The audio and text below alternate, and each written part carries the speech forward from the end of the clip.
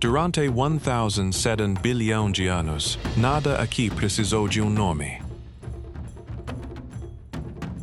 Nenhuma fronteira. Nenhum caminho.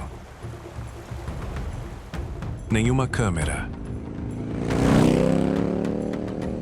Apenas rocha, rio e a lenta paciência de um mundo que nunca aprendeu a ter pressa. A Colômbia não é um destino. É uma negociação entre o mar e o cume, entre o que é vivo e o que é antigo, entre o que a ciência pode explicar e o que a selva simplesmente se recusa a entregar. 40% deste país não tem nenhum caminho que o atravesse. 40% onde a onça-pintada ainda se move sem que nenhum ser humano saiba. Onde os rios correm em cores que não deveriam existir. Onde as paredes de rocha guardam 75 mil imagens, pintadas por mãos que se apoiaram contra a pedra 12 mil anos antes de alguém sequer pensar em escrever alguma coisa. Esta não é a Colômbia dos cartões postais. É a Colômbia que estava aqui antes dos cartões postais. Antes dos mapas. Antes do nome. E ainda está aqui, mais escura, mais profunda. E muito menos paciente com os turistas do que o folheto sugere. Você não está prestes a assistir a um vídeo de viagem. Você está prestes a entrar em um sistema que está vivo há mais tempo do que a maioria das coisas deste planeta. Um sistema que não para por você. Não se explica. E que não se importa especialmente se você o entende ou não. A única pergunta é se você está prestando atenção.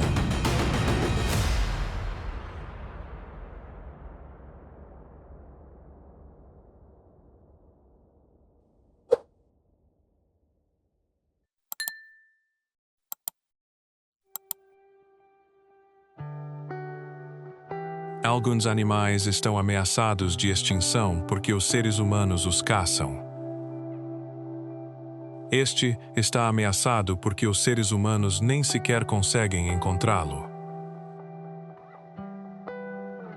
Em algum lugar dentro dos 40% da Colômbia, onde nenhuma estrada jamais chegou, algo se move entre as árvores que a maioria das pessoas nunca verá.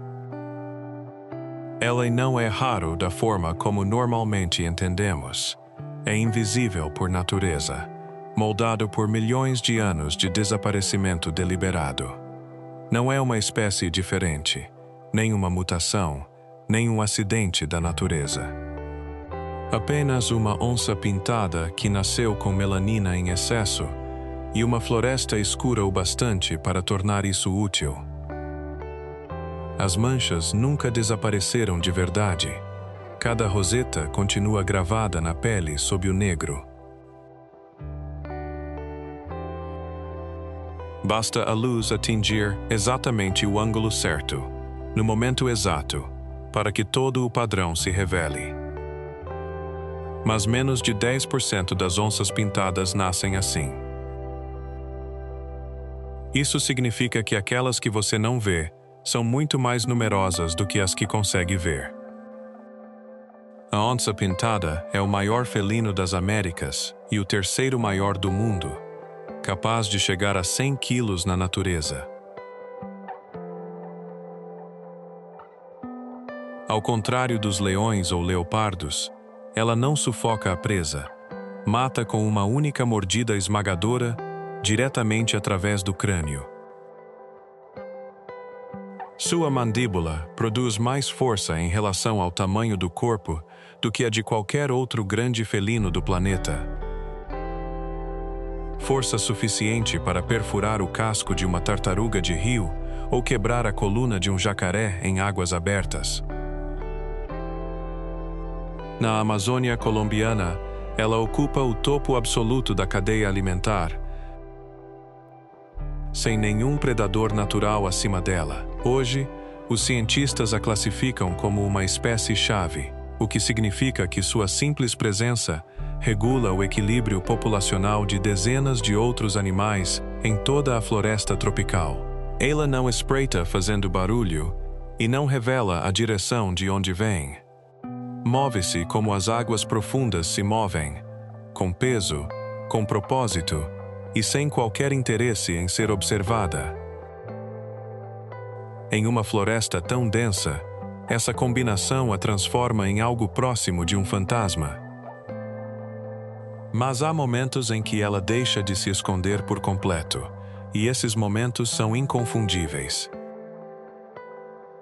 Os moradores locais chamam isso de esturro, um som que se propaga mais pelo chão do que pelo ar. Baixo, guttural e absoluto, ele atinge o corpo um segundo inteiro antes de o cérebro perceber o que está ouvindo. Este território tem um dono. Já tinha muito antes de você chegar. E continuará tendo muito depois de você partir.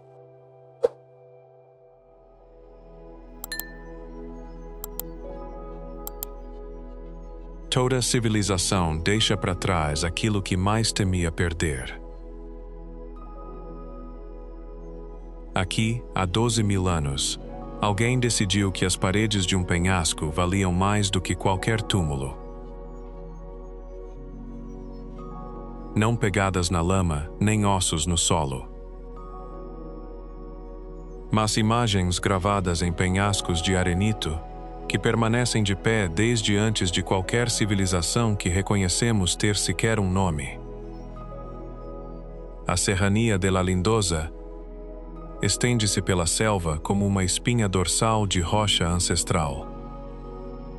Em algum ponto ao longo de sua extensão de 13 quilômetros, os primeiros seres humanos que entraram nesta paisagem decidiram deixar um registro.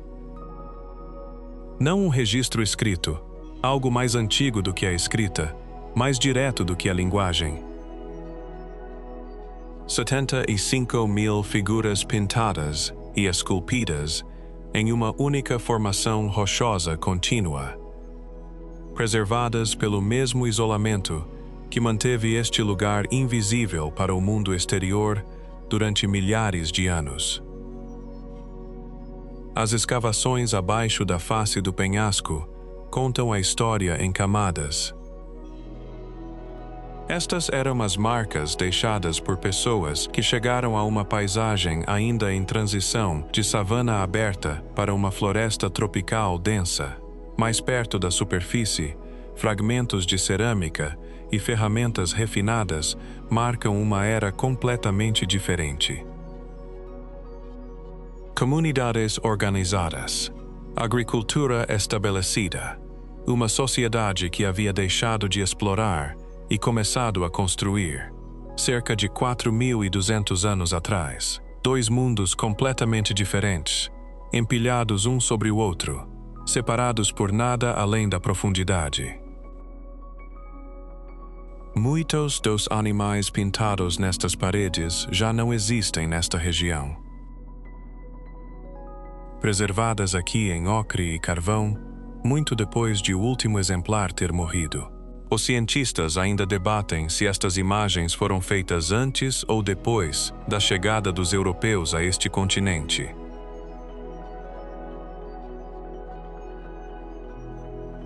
Mas, para os povos indígenas Tucano e Matapi, esse debate simplesmente parte da pergunta errada. Para eles, estas paredes não são um museu e nunca foram. O que protegeu tudo isso por tanto tempo não foi uma política de preservação nem cercas arqueológicas. Foi simplesmente a própria floresta, em costas íngremes, uma copa densa e o tipo de isolamento que torna impossível o acesso casual. Hoje, esse isolamento está diminuindo, à medida que o desmatamento e a expansão agrícola avançam cada vez mais perto da face do penhasco a cada ano. E aqui está a pergunta que nenhuma escavação conseguiu responder até agora. Das 75.000 figuras nestas paredes, os cientistas estudaram detalhadamente apenas uma pequena parte. Isso significa que, em algum ponto ao longo daquela extensão de 13 quilômetros, existem imagens que nenhum pesquisador documentou. Nenhuma câmera as registrou. Nenhuma pessoa viva fora desta comunidade jamais as viu. O que mais está pintado naquelas paredes e o que essas imagens revelam?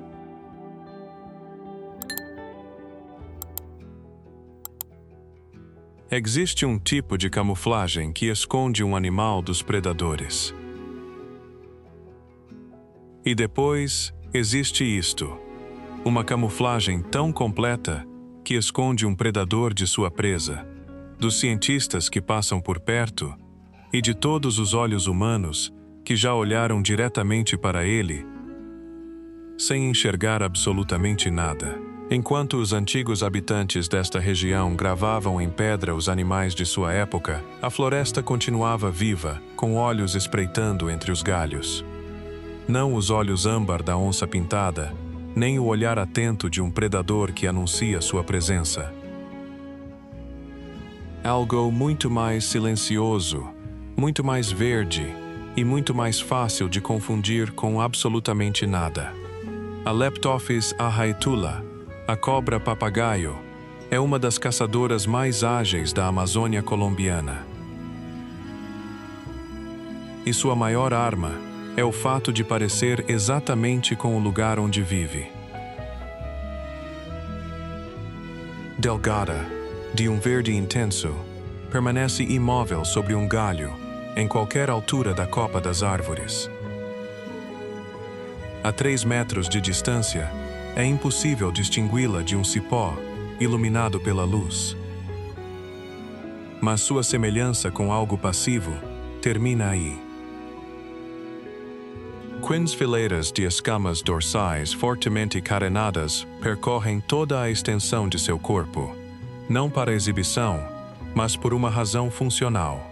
Cada escama se prende à casca e aos galhos finos, com tração suficiente para permitir movimentos rápidos e precisos pelas partes mais altas da copa.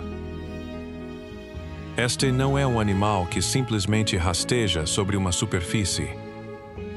Ele se desloca pelo espaço tridimensional, da mesma forma que um escalador experiente interpreta uma parede rochosa, de maneira deliberada, eficiente e sem desperdiçar nenhum movimento. Os olhos revelam sua verdadeira natureza mais do que qualquer outra coisa. Grandes, contornados de dourado e voltados para a frente, foram desenvolvidos para o complexo ambiente visual do mundo arborícola.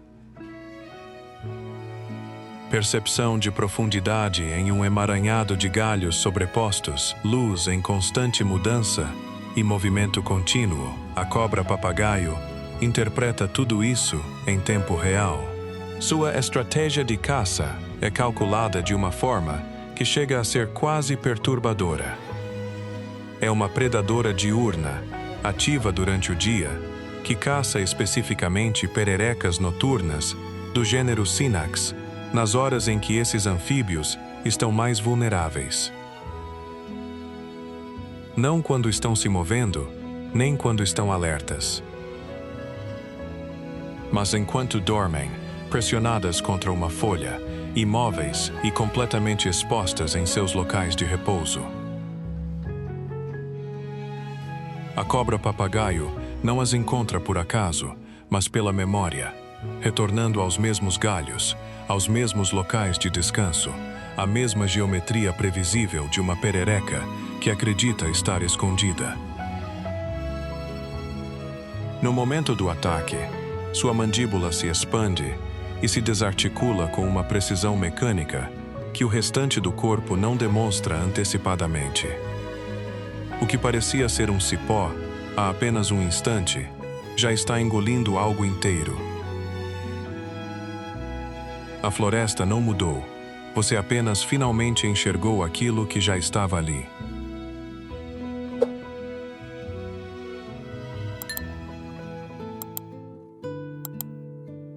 Justin Schmidt passou anos deixando que insetos o picassem de propósito, apenas para criar uma escala capaz de medir quanta dor um ser vivo pode produzir.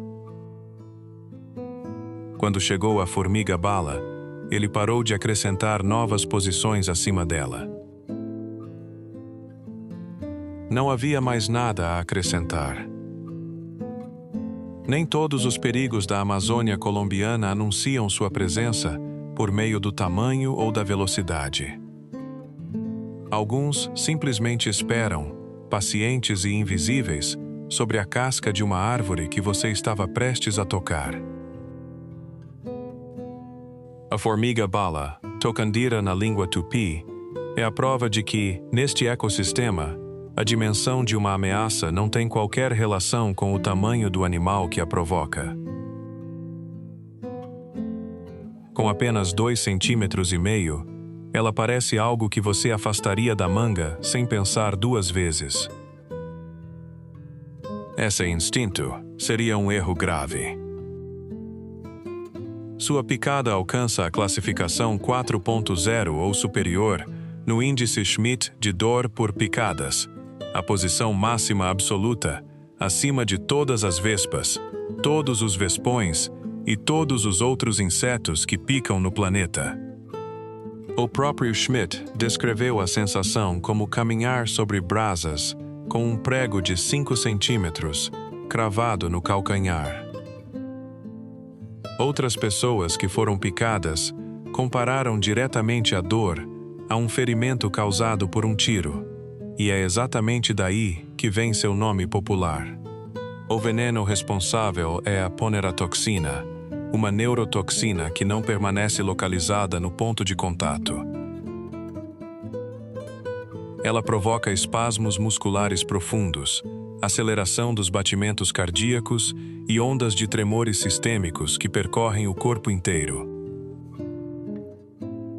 A dor não atinge o pico e desaparece como acontece com a maioria das picadas. Ela aumenta, estabiliza-se e permanece, por até 24 horas sem interrupção. Na Venezuela, a formiga-bala é conhecida simplesmente como formiga de 24 horas, talvez o nome mais honesto já dado a qualquer animal. Mas a dimensão mais extraordinária desta criatura não tem nada a ver com biologia. Entre o povo Sateré-Maué da Amazônia, a formiga-bala não é um perigo que deve ser evitado. Ela é um limite que precisa ser atravessado. Os jovens que se preparam para a iniciação são obrigados a usar luvas trançadas com centenas de formigas-bala vivas e agitadas, pressionadas diretamente contra a pele, durante 10 minutos consecutivos, não como punição, nem como espetáculo, mas como prova. Para ser reconhecido como líder dentro da comunidade, esses 10 minutos precisam ser completados não apenas uma vez, mas em 20 ocasiões diferentes, cada etapa suportada com total serenidade, sem recuar, sem perder o controle. O que os Sateré-Maué compreenderam muito antes de qualquer laboratório confirmar é que uma dor desse nível não é puramente física. Ela reorganiza o sistema nervoso, testa os limites do que a mente consegue suportar sem desmoronar e elimina tudo aquilo que não é essencial. Aquele que chega ao outro lado é considerado por essa cultura verdadeiramente transformado. Na Amazônia, o tamanho nunca definiu o impacto. Um único passo dado no lugar errado é tudo o que a floresta precisa para deixar sua autoridade absolutamente clara. E isso levanta uma pergunta que merece reflexão. Se um inseto de apenas 2,5 centímetros consegue levar o corpo humano ao limite durante um dia inteiro, o que mais nesta floresta opera em uma escala que ainda não aprendemos a levar a sério?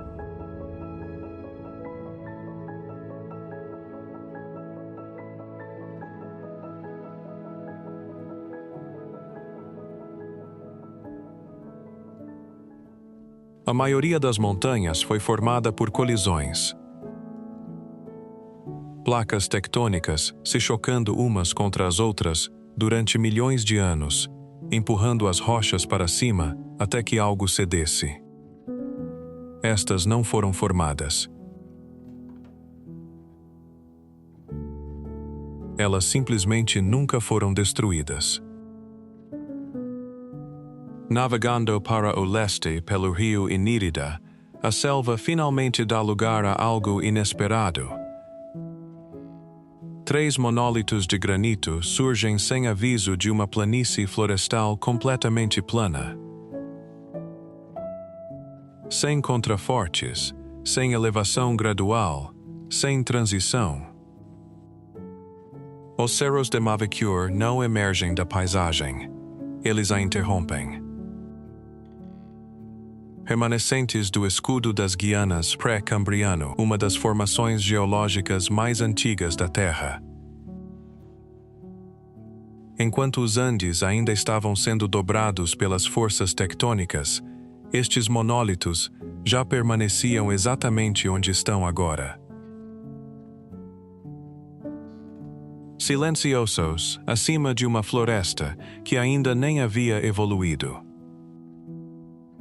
O Cerro Pajarito eleva-se a 712 metros, com cristas íngremes e profundas fendas verticais. Suas faces rochosas nuas são expostas demais para que o solo consiga permanecer. Colonizadas apenas por líquens litofíticos, organismos que vivem diretamente sobre a pedra pura. O Cerro Mono, com 480 metros, forma uma cúpula simétrica de granito. E o Cerro Mavicure, o mais largo dos três, eleva-se 170 metros, desde uma base ampla até um pico irregular. Uma vegetação arbustiva especializada se agarra às encostas inferiores, como se fosse a última forma de vida ainda disposta a tentar. Para o povo Puinave, estas formações são a morada dos deuses, não metaforicamente, mas literalmente. Um ponto onde os mundos físico e espiritual compartilham as mesmas coordenadas. Incorporadas à paisagem, permanentes de uma maneira que os seres humanos vivos não são. O rio que passa por estas colinas ainda carrega o nome dela. Para as pessoas que vivem ao longo de suas margens, isso não é um gesto poético. É um fato geográfico. A única maneira de chegar aos cerros de Mavicure é de barco, partindo de Puerto Inírida. São horas de navegação, sem nenhuma rota alternativa. Esse acesso difícil foi a política de preservação mais eficaz que este lugar já teve. Mas o isolamento já não é o que costumava ser. O turismo sem controle já está deixando marcas em locais que sobreviveram por 1,7 bilhão de anos sem um único arranhão humano.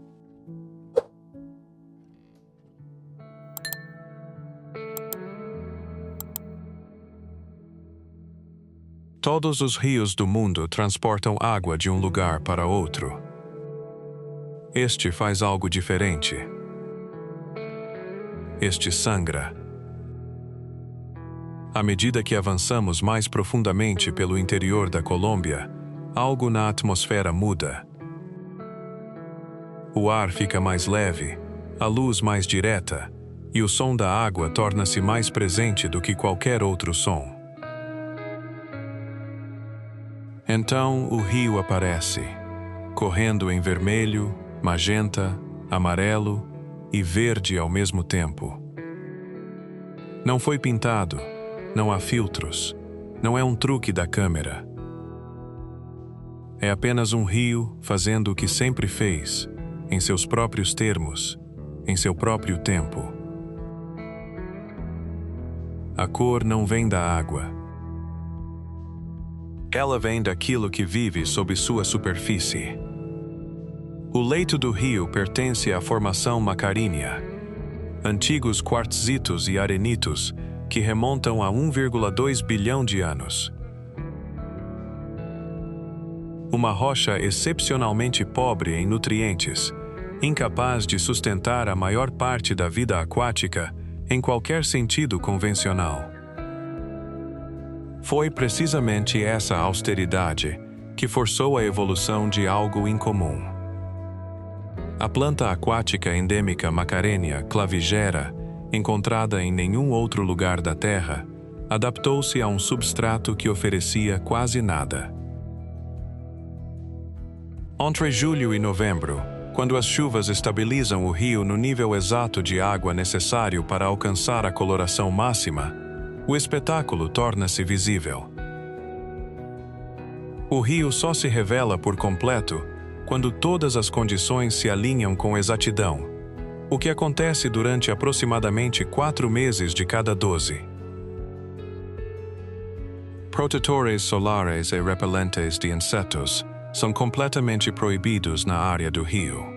O rio nasce na Serrania de la Macarena, uma zona de transição onde espécies da Amazônia, dos Andes e das planícies do Orinoco convergem em um único corredor.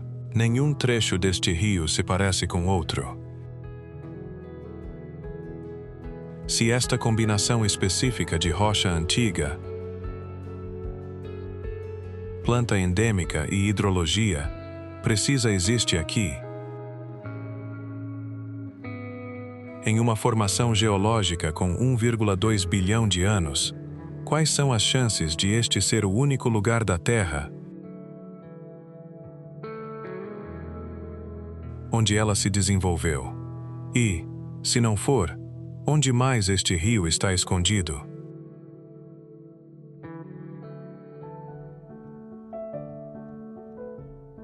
Começamos esta jornada com uma pergunta escondida dentro de um número. 40% da Colômbia, onde nenhuma estrada chega. 40% que existe inteiramente segundo suas próprias regras. Não a respondemos. Apenas nos aproximamos de compreender por que ela importa. Nada disso parou por causa deste vídeo. Nada disso precisava que estivéssemos aqui para testemunhar para continuar existindo. E talvez seja isso que a Colômbia deixa em você. Não exatamente admiração, nem mesmo humildade, mas algo mais silencioso do que ambas. A percepção de que o mundo já estava em movimento muito antes de chegarmos. De que ele possui sua própria lógica, seu próprio ritmo, suas próprias prioridades. E de que a coisa mais honesta que podemos fazer é prestar atenção enquanto estamos aqui. Se esta jornada significou algo para você, deixe seu like. Não custa nada e ajuda a manter este trabalho vivo. Nos vemos na próxima jornada.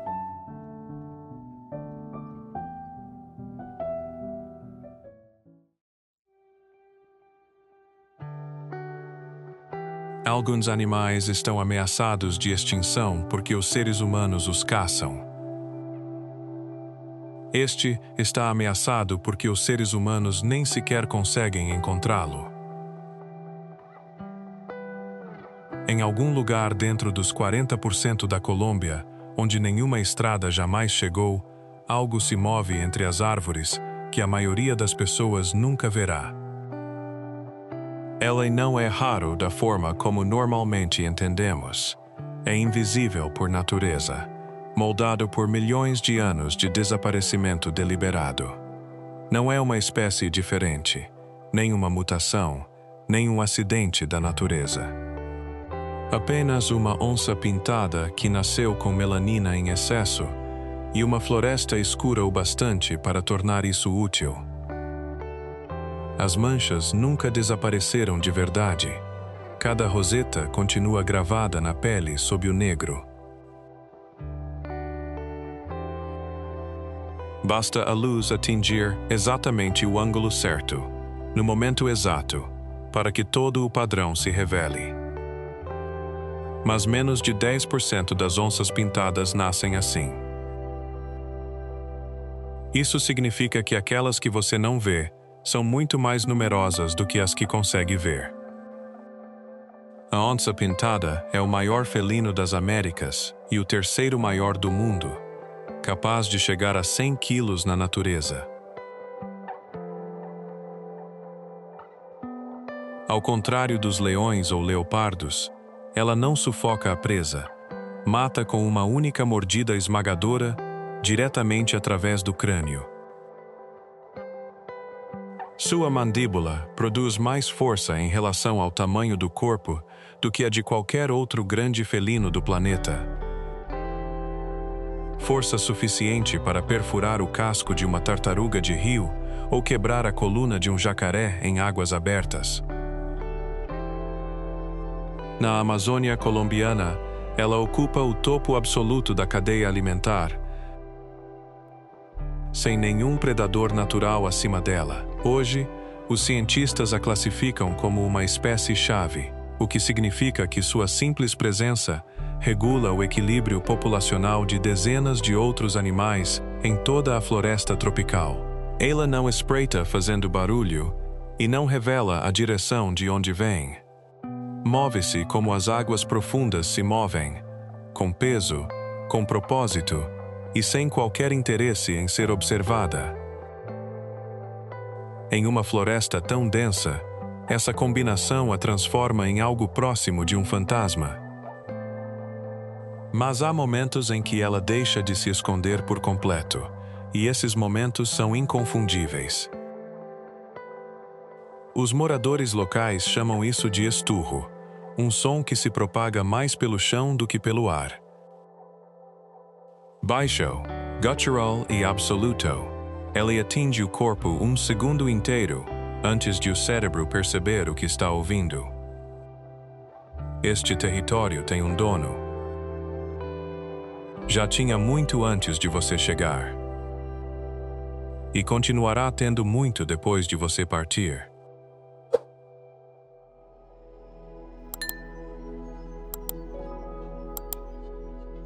Toda civilização deixa para trás aquilo que mais temia perder. Aqui, há 12.000 anos, alguém decidiu que as paredes de um penhasco valiam mais do que qualquer túmulo. Não pegadas na lama, nem ossos no solo. Mas imagens gravadas em penhascos de arenito, que permanecem de pé desde antes de qualquer civilização que reconhecemos ter sequer um nome. A Serrania de la Lindosa estende-se pela selva como uma espinha dorsal de rocha ancestral. Em algum ponto ao longo de sua extensão de 13 quilômetros, os primeiros seres humanos que entraram nesta paisagem decidiram deixar um registro. Não um registro escrito, algo mais antigo do que a escrita, mais direto do que a linguagem. 75.000 figuras pintadas e esculpidas em uma única formação rochosa contínua, preservadas pelo mesmo isolamento que manteve este lugar invisível para o mundo exterior durante milhares de anos. As escavações abaixo da face do penhasco contam a história em camadas. Estas eram as marcas deixadas por pessoas que chegaram a uma paisagem ainda em transição de savana aberta para uma floresta tropical densa. Mais perto da superfície, fragmentos de cerâmica e ferramentas refinadas marcam uma era completamente diferente. Comunidades organizadas, agricultura estabelecida, uma sociedade que havia deixado de explorar e começado a construir. Cerca de 4.200 anos atrás, dois mundos completamente diferentes, empilhados um sobre o outro, separados por nada além da profundidade. Muitos dos animais pintados nestas paredes já não existem nesta região. Preservadas aqui em ocre e carvão, muito depois de o último exemplar ter morrido. Os cientistas ainda debatem se estas imagens foram feitas antes ou depois da chegada dos europeus a este continente.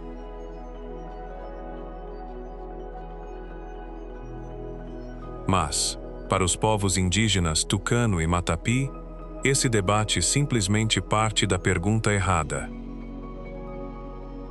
Para eles, estas paredes não são um museu e nunca foram. O que protegeu tudo isso por tanto tempo não foi uma política de preservação nem cercas arqueológicas.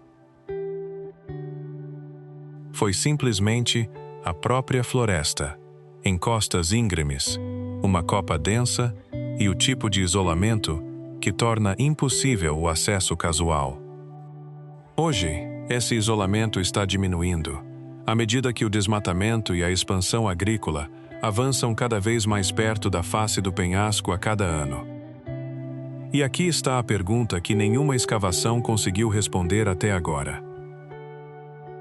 Das 75.000 figuras nestas paredes, os cientistas estudaram detalhadamente apenas uma pequena parte. Isso significa que, em algum ponto ao longo daquela extensão de 13 quilômetros, existem imagens que nenhum pesquisador documentou. Nenhuma câmera as registrou. Nenhuma pessoa viva fora desta comunidade jamais as viu. O que mais está pintado naquelas paredes e o que essas imagens revelam?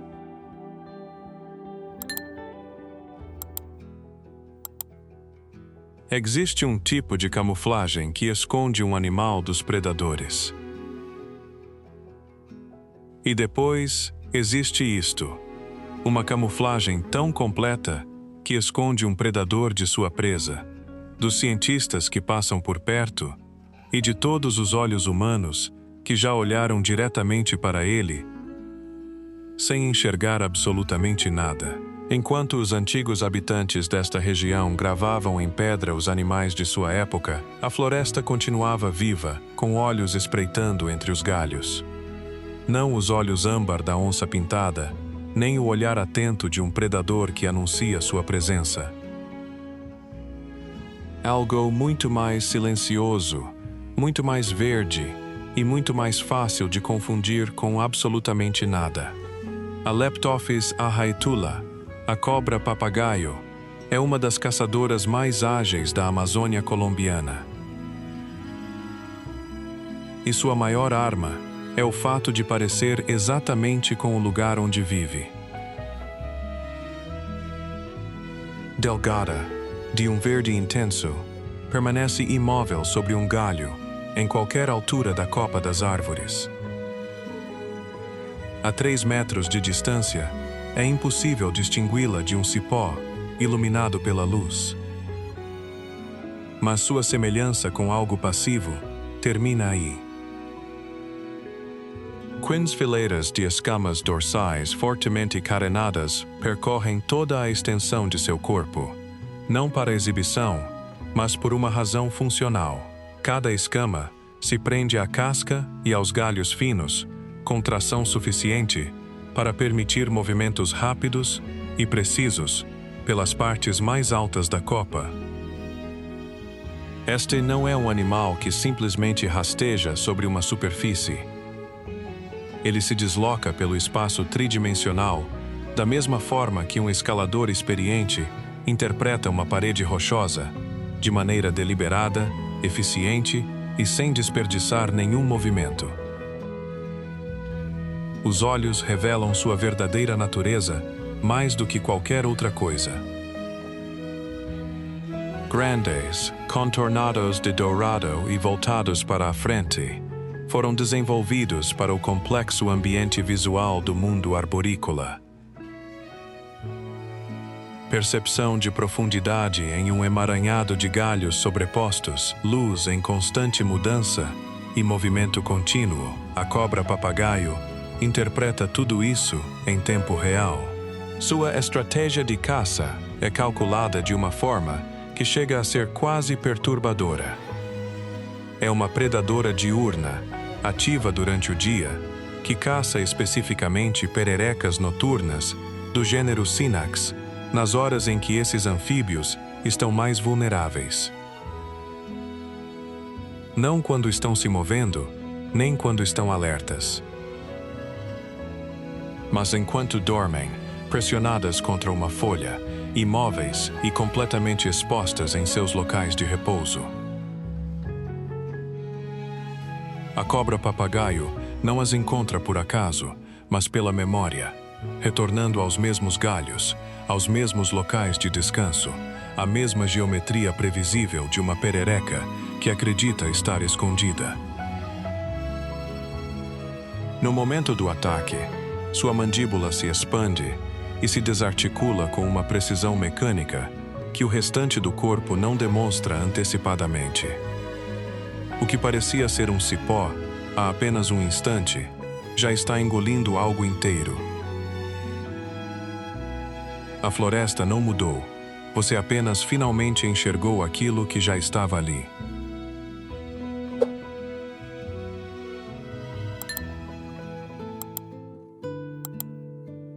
Justin Schmidt passou anos deixando que insetos o picassem de propósito, apenas para criar uma escala capaz de medir quanta dor um ser vivo pode produzir. Quando chegou a formiga-bala, ele parou de acrescentar novas posições acima dela. Não havia mais nada a acrescentar. Nem todos os perigos da Amazônia colombiana anunciam sua presença por meio do tamanho ou da velocidade. Alguns simplesmente esperam, pacientes e invisíveis, sobre a casca de uma árvore que você estava prestes a tocar. A formiga-bala, tocandira na língua tupi, é a prova de que, neste ecossistema, a dimensão de uma ameaça não tem qualquer relação com o tamanho do animal que a provoca. Com apenas 2,5 cm, ela parece algo que você afastaria da manga sem pensar duas vezes. Esse instinto seria um erro grave. Sua picada alcança a classificação 4.0 ou superior no índice Schmidt de dor por picadas, a posição máxima absoluta, acima de todas as vespas, todos os vespões e todos os outros insetos que picam no planeta. O próprio Schmidt descreveu a sensação como caminhar sobre brasas com um prego de 5 centímetros cravado no calcanhar.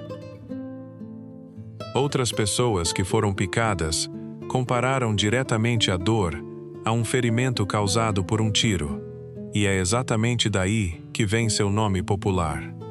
O veneno responsável é a poneratoxina, uma neurotoxina que não permanece localizada no ponto de contato.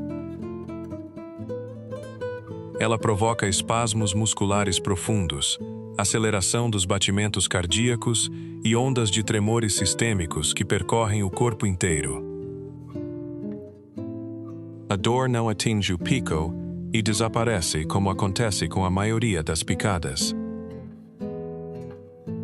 Ela aumenta, estabiliza-se e permanece, por até 24 horas sem interrupção. Na Venezuela, a formiga-bala é conhecida simplesmente como formiga de 24 horas, talvez o nome mais honesto já dado a qualquer animal. Mas a dimensão mais extraordinária desta criatura não tem nada a ver com biologia. Entre o povo Sateré Maué da Amazônia, a formiga-bala não é um perigo que deve ser evitado. Ela é um limite que precisa ser atravessado. Os jovens que se preparam para a iniciação são obrigados a usar luvas trançadas com centenas de formigas-bala vivas e agitadas, pressionadas diretamente contra a pele, durante 10 minutos consecutivos, não como punição, nem como espetáculo, mas como prova. Para ser reconhecido como líder dentro da comunidade, esses 10 minutos precisam ser completados não apenas uma vez, mas em 20 ocasiões diferentes, cada etapa suportada com total serenidade, sem recuar, sem perder o controle.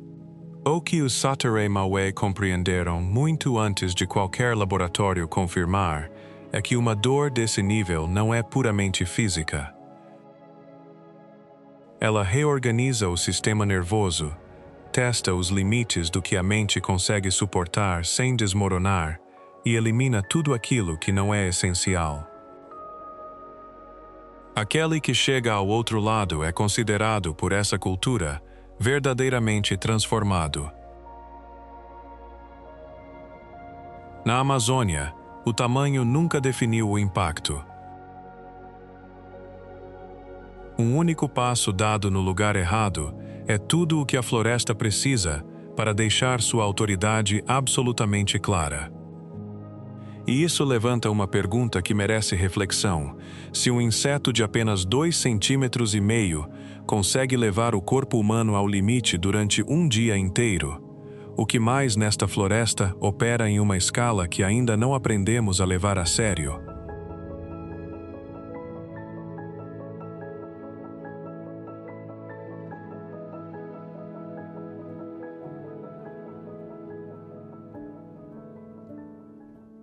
A maioria das montanhas foi formada por colisões.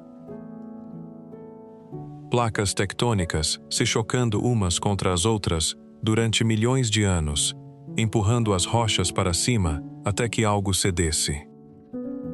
Estas não foram formadas. Elas simplesmente nunca foram destruídas. Navegando para o leste pelo rio Inírida, a selva finalmente dá lugar a algo inesperado. 3 monólitos de granito surgem sem aviso de uma planície florestal completamente plana. Sem contrafortes, sem elevação gradual, sem transição. Os cerros de Mavicure não emergem da paisagem. Eles a interrompem. Remanescentes do escudo das Guianas pré-cambriano, uma das formações geológicas mais antigas da Terra. Enquanto os Andes ainda estavam sendo dobrados pelas forças tectônicas, estes monólitos já permaneciam exatamente onde estão agora. Silenciosos, acima de uma floresta que ainda nem havia evoluído. O Cerro Pajarito eleva-se a 712 metros, com cristas íngremes e profundas fendas verticais. Suas faces rochosas nuas são expostas demais para que o solo consiga permanecer. Colonizadas apenas por líquens litofíticos, organismos que vivem diretamente sobre a pedra pura. O Cerro Mono, com 480 metros, forma uma cúpula simétrica de granito. E o Cerro Mavicure, o mais largo dos três, eleva-se 170 metros, desde uma base ampla até um pico irregular. Uma vegetação arbustiva especializada se agarra às encostas inferiores, como se fosse a última forma de vida ainda disposta a tentar. Para o povo Puinave, estas formações são a morada dos deuses, não metaforicamente, mas literalmente. Um ponto onde os mundos físico e espiritual compartilham as mesmas coordenadas. incorporadas à paisagem, permanentes de uma maneira que os seres humanos vivos não são. O rio que passa por estas colinas ainda carrega o nome dela. Para as pessoas que vivem ao longo de suas margens, isso não é um gesto poético. É um fato geográfico. A única maneira de chegar aos cerros de Mavicure é de barco, partindo de Puerto Inírida. São horas de navegação, sem nenhuma rota alternativa. Esse acesso difícil foi a política de preservação mais eficaz que este lugar já teve. Mas o isolamento já não é o que costumava ser. O turismo sem controle já está deixando marcas em locais que sobreviveram por 1,7 bilhão de anos sem um único arranhão humano.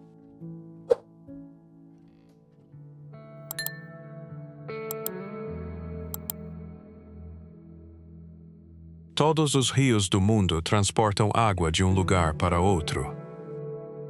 Este faz algo diferente. Este sangra. À medida que avançamos mais profundamente pelo interior da Colômbia, algo na atmosfera muda.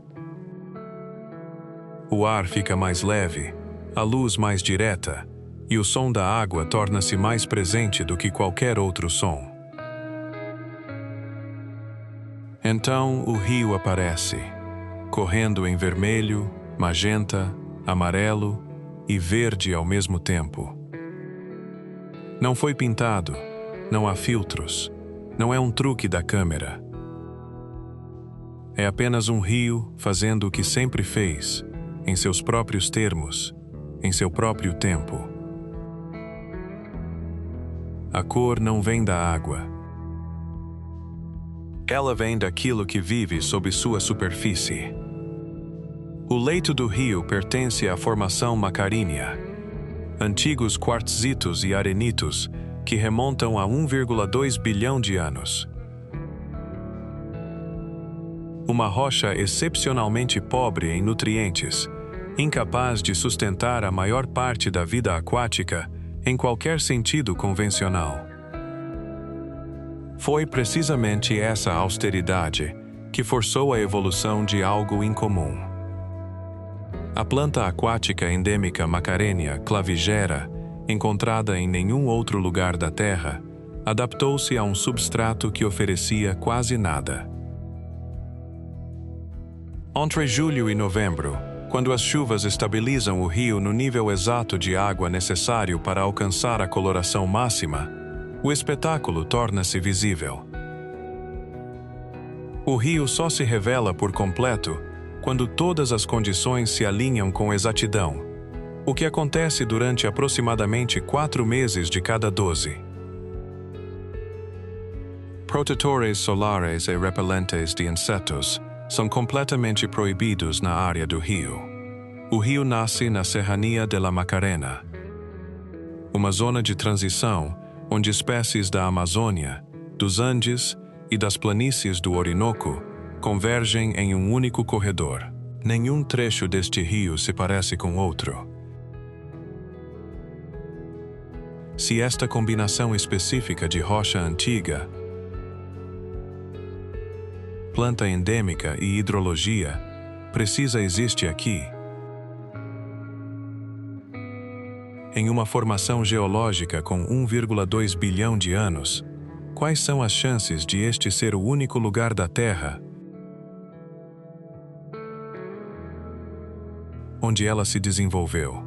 E, se não for, onde mais este rio está escondido?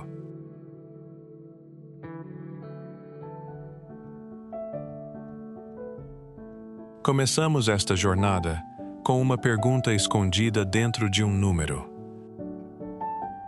40% da Colômbia, onde nenhuma estrada chega. 40% que existe inteiramente segundo suas próprias regras. Não a respondemos. Apenas nos aproximamos de compreender por que ela importa. Nada disso parou por causa deste vídeo. Nada disso precisava que estivéssemos aqui para testemunhar para continuar existindo. E talvez seja isso que a Colômbia deixa em você. Não exatamente admiração, nem mesmo humildade, mas algo mais silencioso do que ambas. A percepção de que o mundo já estava em movimento muito antes de chegarmos. De que ele possui sua própria lógica, seu próprio ritmo, suas próprias prioridades.